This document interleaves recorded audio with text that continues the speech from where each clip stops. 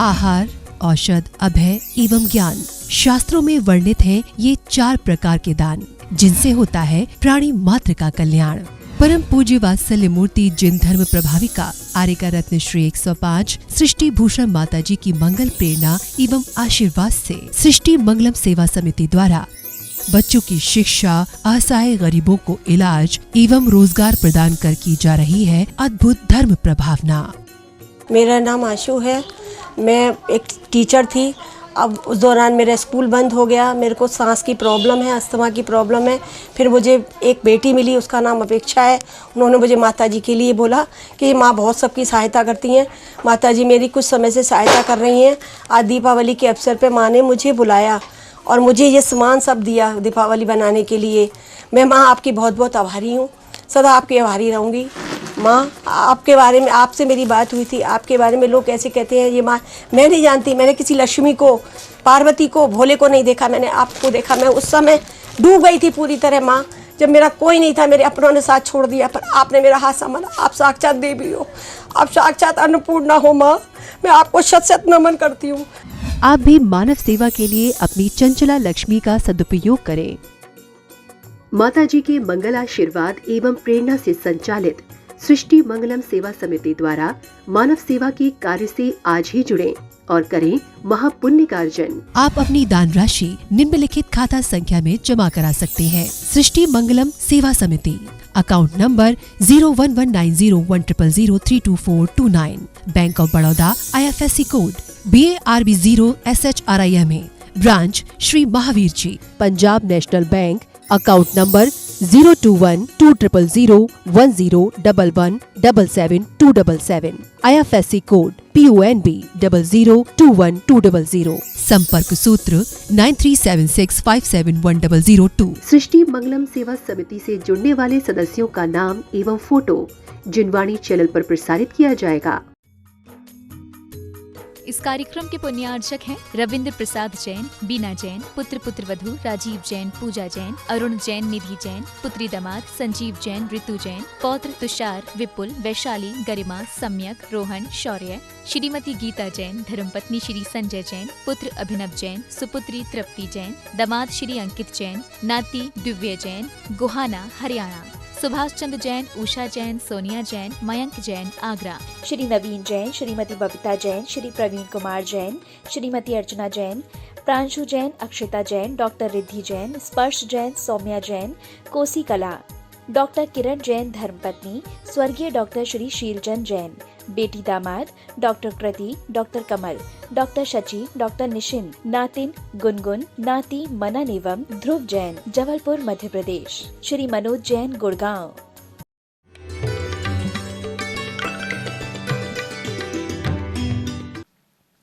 बहुत गिनाते रहे हम औरों के गुण और दोष, अपने अंदर झांका तोड़ जाएंगे होश।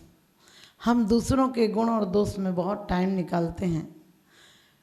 दूसरों के गुण जब अपना स्वार्थ सजता है, बहुत गिनाते रहे हम, बहुत गिनाते रहे हम औरों के गुण और दोष, अपने अंदर झांका तोड़ जाएंगे होश। कि अपने अंदर नहीं झांकते हैं। आचार्य कहते हैं कि पर निंदा नहीं करना चाहिए, और पर निंदा करने वाला नीच गोत्र का बंद करता है, और पर प्रशंसा करने वाला उच्च गोत्र का बंद करता है। लेकिन प्रशंसा किनकी करना? गुणी जनों की करना, गुणवानों की करना, संयमियों की करना, तपस्वियों की करना। लेकिन तपस्वियों की कौन प्रशंसा करता है? तपस्वियों पर तो नज़र भी नहीं जाती। सिर्फ हम पढ़ लेते हैं, गुण ग्रहण का भाव रखे नित्य दृष्टि न दोषों पर जावे। हम गुण तो बिल्कुल छुपा देते हैं। किसी के गुण की चर्चा चल रही हो तो हम उसे और कह देते छोड़ना, क्या गुण है, हम जानते वो कैसा है। और किसी की दोषों की चर्चा चल रही हो कि कोई चोरी है, व्यभिचारी है, बदमाश है, लफंगा है, बेईमान है, तो हमें तुरंत यकीन कर लेते हैं। इससे अंदाज लगाना चाहिए कि हम गुण ग्राहिता है या गंदगी इकट्ठी कर रहे हैं। हम गलत लोगों को ज़्यादा इसलिए बताते ताकि हमें तसल्ली मिले कि हम भी थोड़े गलत हैं तो कोई बात नहीं। आपने देखा होगा जो बदमाश होते हैं, बेवकूफ़ होते हैं, वो पढ़ाई में यदि एक फर्स्ट आ जाता है, बोले जान देना एक आया है, हम लोग इतने सारे तो हैं, इतने सारे मूर्ख भी अपनी टोलियां बना लेते हैं और मूर्ख ज़्यादा जल्दी इकट्ठे हो जाते हैं। गुणवान तो अपने आप में रहते हैं, उन्हें किसी से लेना देना नहीं होता है।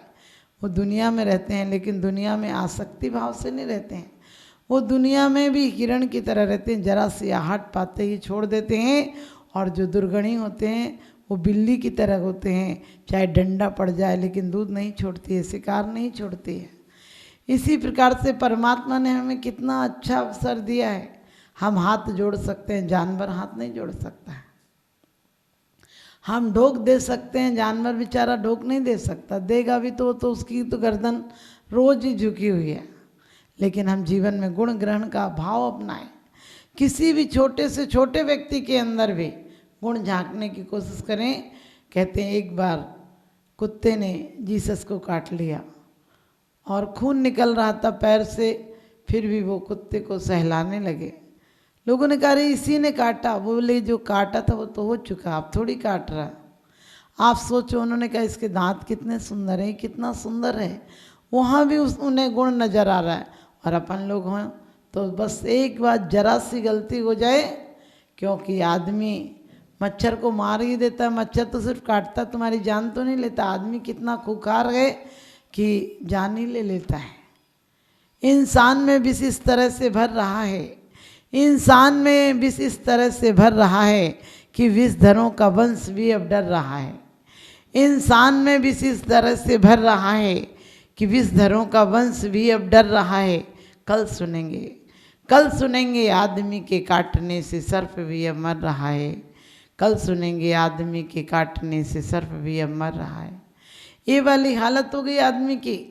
ना जाने कब किस पर बरस पड़ेगा, ना जाने कब किसके साथ गलत काम कर देगा, किसके साथ बेईमानी चोरी सब कुछ कर देगा। आदमी पता नहीं चलता है, फूल माला डालने आता है और बम फोड़कर चला जाता है। अपनी पार्टी का झंडा लिए होता है और मार देता है। अपना बॉडीगार्ड होता है और अपना पे इंदिरा गांधी पे गोलियां चला दें। सोचिए, अधिकांश लोगों ने, अपने लोगों ने घात किया है।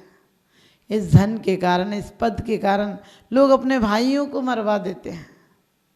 दारा को नहीं मरवा दिया गया इसी तरह से। राज्य सत्ता के कारण आज तक कितने लोगों ने अपने परिवारजनों की हत्या कर दी, क्योंकि उनके अंदर असली गुणों की परख नहीं थी। परख सकती नहीं रत्नों को हर इंसान की आँखें, परख सकती नहीं रत्नों को हर इंसान की आँखें, और दिखाई क्या उसे देगा जो ना हो ज्ञान की आँखें। जिसके अंदर गुण ग्रहण का भाव होता है, जिसके अंदर नम्रता होती है, वास्तव में वो पेड़ों पर भी हरे आते हैं। जिनके अंदर मृदुता होती है वो हर के प्रिय बन जाते हैं। आपने देखा होगा, जो ज़्यादा ऐंठ बताता, ज़्यादा घमंड से बोलता है, उसके अपने दोस्त तक किनारा कर जाते हैं। लेकिन जो मधुता से बोलता है, आप रास्ते में क्या करते हैं, किसी से 2 मिनट की मुलाकात आपकी दोस्ती हो जाती है, क्योंकि उस समय आपके अंदर प्रेम भाव होता है। बहुत बोलने में आपके अंदर मधुरता होती है तो दोस्ती हो जाती है। और वही शब्दों में थोड़ी सी कटुता लाओ तो दुश्मनी हो जाएगी। क्योंकि हम कहते हैं गुण ग्रहण का भाव। एक रात किसी के घर पर आहट हुई और किसी के कूदने की आवाज़ आई, लेकिन जिसके घर कूदा था वो मालिक जाग रहा था। वो मालिक क्या था, वो एक फ़कीर था। और रात को फ़कीर तो कहते भी हैं कि फ़कीर भी हो, संत भी हो, वो सब आत्म ध्यान करते हैं, प्रभु का नाम लेते हैं। जो जिस मजहब का होता है उस मजहब का परमात्मा का नाम लेता है। क्योंकि त्यागी सन्यासी सोता नहीं, वो जानता है कि सोते सोते में तो आज तक हमारी ज़िंदगी की संतति बढ़ाई है, हमने पाप कर्म बढ़ाए हैं। और कहते भी हैं कि सोते सोते में निकल गई सारी ज़िंदगी, बोझा ढोते में निकल गई सारी ज़िंदगी। आदमी आँख खुली होती है लेकिन जागता कहाँ है, क्योंकि आँख खुली होती है फिर भी प्रमाद में सोता ही रहता है।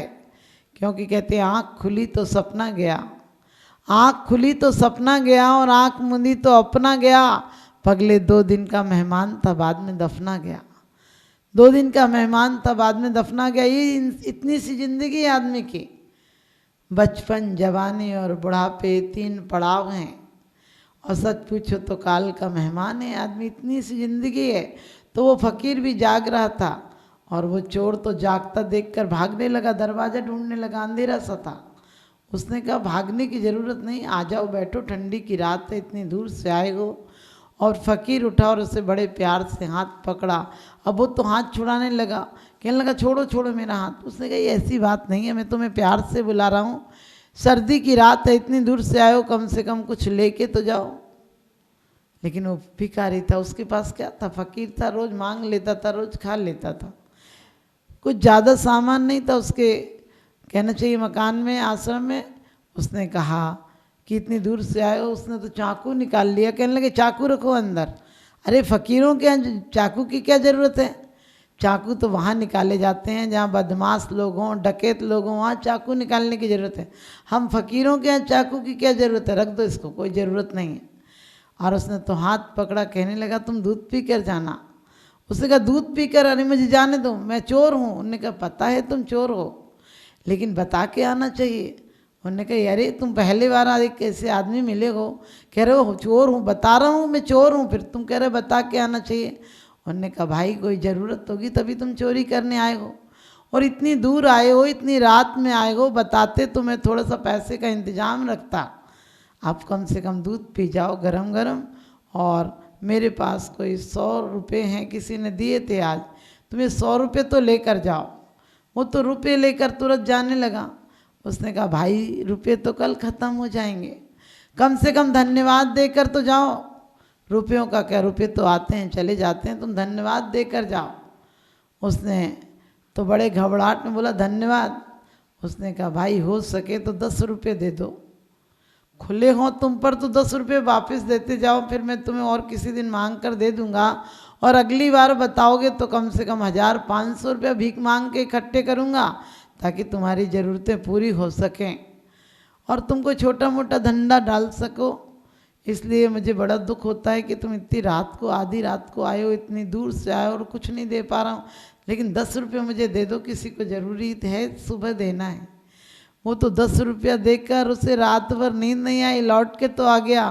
कहने लगा आज मैंने भी कैसे फ़कीर के यहाँ चोरी की, जो इतना सज्जन था, इतना विनम्र था कि उसने चाय दूध भी पिलाया मुझे, हाथ भी जोड़े, बैठाया भी, ठंडी का टाइम था, अपना ओढ़ने का कंबल तक दे दिया, और मैं उसके यहाँ से भी चोरी कर लाया, मैं उसके यहाँ से पैसे ले आया। वो कितना ही ईमानदार था, उसने मुझसे 100 रुपये नहीं मांगे, पूरे रुपए वापस नहीं लिए। उसने कहा 10 रुपये, क्योंकि आपको पता है दुश्मन को हराया जा सकता है, लेकिन सज्जन को कभी हराया नहीं जा सकता। सज्जन जीत लेता है। सज्जन अपने व्यवहार से, अपनी मृदुता से, अपने नम्र व्यवहार से दूसरों पर जीत हासिल कर लेता है। तो उसने भी कहा कि कैसा मैं पापी हूँ, उसके यहाँ से चोरी कर लाया, लेकिन चोरी की आदत थी, उसकी ज़रूरतें थी, जो भी कहो। तो कहते हैं कि वो फिर कुछ 6 महीने बाद, वो चोर 6 महीने बाद चोरी के इल्ज़ाम में, और वो चोरी का इल्ज़ाम भी क्या था, चोरी की थी उसने और राजघराने की चोरी थी, और पकड़ा गया। वो उसे जेल में ले जाया गया, और लोगों ने कहा कि एक दिन फ़कीर के यहाँ भी चोरी करके आया था। राजा ने कहा फ़कीर के यहाँ चोरी की होगी तो पूछते हैं, क्योंकि चोरी उसकी जाहिर नहीं हो सकी थी, शंका हो या माल नहीं पकड़ा गया तो कोई पक्का सजा नहीं दे सकता था राजा, जब तक कि प्रमाणिकता ना हो, माल नहीं पकड़ा जाए, चोरी कबूल नहीं करे। वो चोरी कबूल भी नहीं कर रहा था, और फ़कीर को बुलाया गया कि उसके घर भी गया था। फ़कीर ने पूछा, फ़कीर से उनने पूछा कि तुम्हारे घर चोरी करने गया था। कहने लगे हद बात कर दी राजन, अरे चोरों के, बेईमानों के, डकैतों के तो बड़ी बड़ी हवेलियाँ और कोठियाँ बनी हैं, वो तो बड़े बड़े पदों पर आसीन है, उन्हें तो गले में आप माला डालते हैं। चोरों का कब सज़ा मिलती है? आज दुनिया ऐसी है, कातलों को बाइज्जत बरी कर देती है, उन्हें अपराधियों को सज़ा दे देती है। किसी को फंसा दिया जाता है। उनने कहा देखो बड़े बड़े चोर नेता बनकर बैठे हैं, ये बेचारा चोरी क्या करेगा? ये तो इतना साहूकार आदमी है कि मुझे उस दिन मेरे घर चोरी करने नहीं गया था, मेरे घर 10 रुपये देने गया था, और ये 10 रुपया देकर मैंने इससे कहा भी था कि तू दे जा रहा तो ले जाना। आज तक आया ही नहीं अगला बंदा, और ढूंढ रहा हूँ तो मिल भी नहीं रहा है, तो आपकी कृपा है जो मिल गया।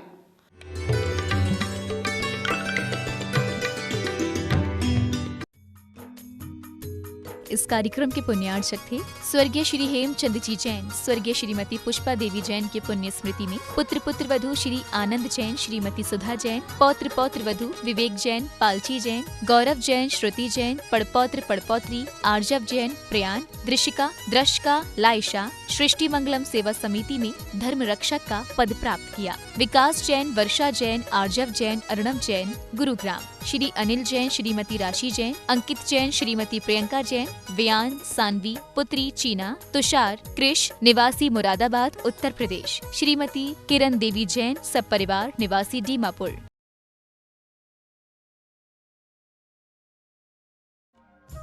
परम पूजनीय वात्सल्य मूर्ति जिन धर्म प्रभाविका आरिका रत्न श्री 105 सृष्टि भूषण माताजी की मंगल प्रेरणा एवं आशीर्वाद से अतिशय क्षेत्र श्री महावीर जी में विगत वर्षों से संचालित है चतुर्विध संघ की आहार व्यवस्था, जिसमें आहार विहार, पिच्छी, कमंडल, वस्त्र, शास्त्र, औषधि दान आदि व्यवस्था सुचारू रूप से निरंतर की जा रही है।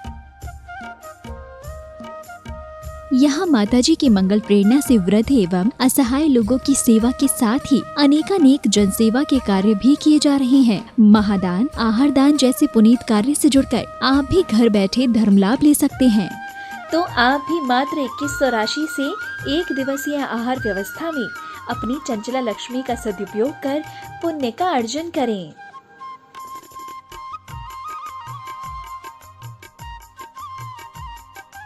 एक दिवसीय आहार व्यवस्था 2100। सामान्य सदस्यता 1 वर्ष 11,000, सामान्य सदस्यता 2 वर्ष 21,000, सदस्यता 31,000, विशिष्ट सदस्य 51,000, अति विशिष्ट सदस्य 71,000, संरक्षक 1,11,000, शिरोमणि संरक्षक 2,11,000। संपर्क सूत्र 9376571002। आप अपनी दान राशि निम्नलिखित खाता संख्या में जमा करा सकते हैं। सृष्टि Mangalam Seva Samiti, account number 011901000032429, bank of Baroda, IFSC code BARB 0SHRIMA, branch Shri Mahavir ji. Srishti Mangalam Seva Samiti, Punjab national bank, account number 021200101 177 IFSC code PUNB 0021200। आपके द्वारा दिया गया दान 80G एवं 12A के अंतर्गत कर मुक्त रहेगा।